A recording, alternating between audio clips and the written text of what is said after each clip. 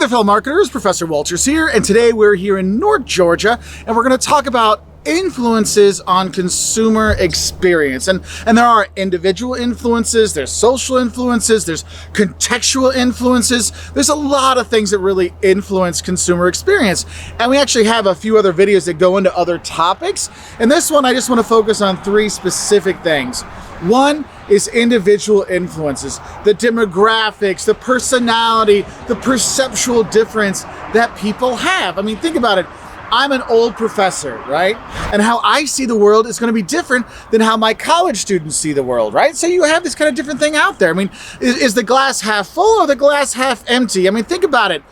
When a 20-year-old sees a minivan, they see road trip rock and roll van. When a 40-year-old sees it, like, oh, it's the car, it's the kid transporter van, it's the I've given up on my youth and I'm just going with minivan stuff. But when it's grandparents, they see, hey, now I can take my grandkids wherever I want to go because my son-in-law or daughter-in-law won't let me drive them unless it's in some safe vehicle. So now I get to take them. It's because they also have a minivan. I mean, it's really weird how your different kind of perceptions on things will influence your consumer experience. I mean, me going to buy a minivan would be like, oh man, this sucks. You know, I don't want to buy a minivan. I don't want to, can we get like an SUV instead?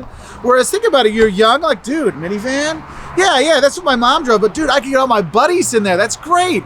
And so it can be really your own perception of what's going on there.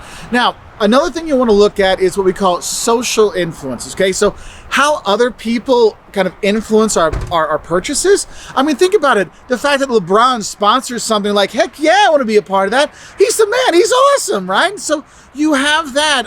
And that's why you have what are called opinion leaders like LeBron or Michael Jordan or stuff like that really get people to think a certain way and be like, hey, that's a good shoe. That's a good shirt. And if you think about your vacation, like we're on vacation now heading to Georgia on the coast, and you think about it and you're like, hey, I mean, what social influences influenced me to go to the coast?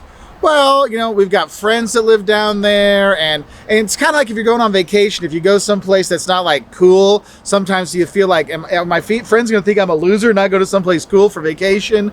You know, you have that kind of social pressure.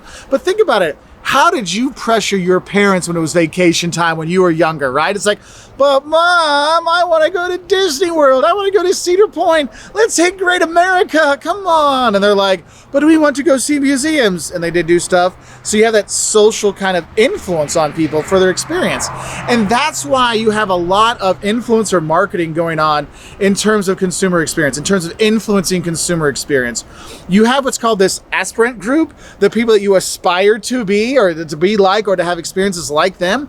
That's why there's so much money being pushed out for all those Instagram influencers to show a travel destination, to show people using that product. It's like, wow, I want to aspire to have a vacation like that. I want to aspire to have a YouTube channel like that. And therefore that influences people's kind of consumer experience. They want to buy it, right? So you have that. And then you look at what's called contextual influences. So these are all these other variables that are out there. And for me, one of the reasons you might see in society, contextual experience, COVID-19, dealing with that, health concerns. I mean, I have to think about that. This is really unique to my situation. Maybe you're in a town that has no COVID, or you're in a place that does have a lot of COVID. Doesn't it influence if you should wear a mask? Well, you should always wear a mask. But this is one of those things like, okay, that's going to influence my consumer experience, right? And so we have to think about that. But on a nicer note, think about think about ice cream. When it's hot outside and you're all hot, you're like, I need an ice cream to cool down. But when it's like, you know, freezing outside, are you really like, let's hit Baskin Robbins and get that rainbow sherbet?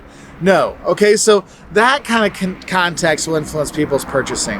Another thing you look at in terms of context, you might look at your kind of routine decisions that you make. You know, you really kind of just do the same thing again and again. So even if I see a bunch of Pepsi out there, I'm so used to getting that Coke, it's a routine. I'll actually walk by the Pepsi to get to the Coke, right? It's just part of my routine, and that actually influences my consumer experience because my routine will do things. Anybody on here have a routine? They go through the day, and if one thing gets out of order, it's like, oh, the day's messed up. It's the same thing with consumer experience. They have a certain kind of experience or kind of expecting. So we don't want anything in the context to ruin it. That's why people get upset with the mask. They're like, oh, it's not my normal routine, okay? So you have to think about that. And then you have what's called extensive problem solving, and that will influence consumer experience, because think about it, if it's a really in-depth decision, really important to you, and we've talked about those in a lot of videos, okay? But trying to think about going to college, what are all those things that go into there? This is extensive problem solving, because it's not just, oh, it's the school nearby or it's the cheapest school. It's what's the major, what's student life like, can I get any scholarships, who are the professors, what are the job prospects, where do people work afterwards?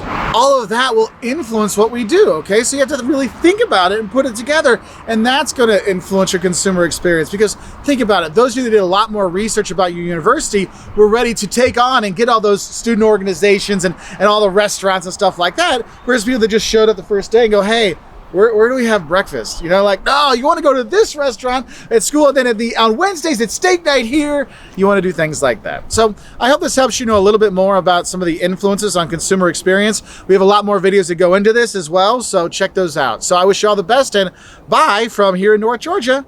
And I'm going to go back inside, so I got to put my mask back on. Over the nose, people. Bye.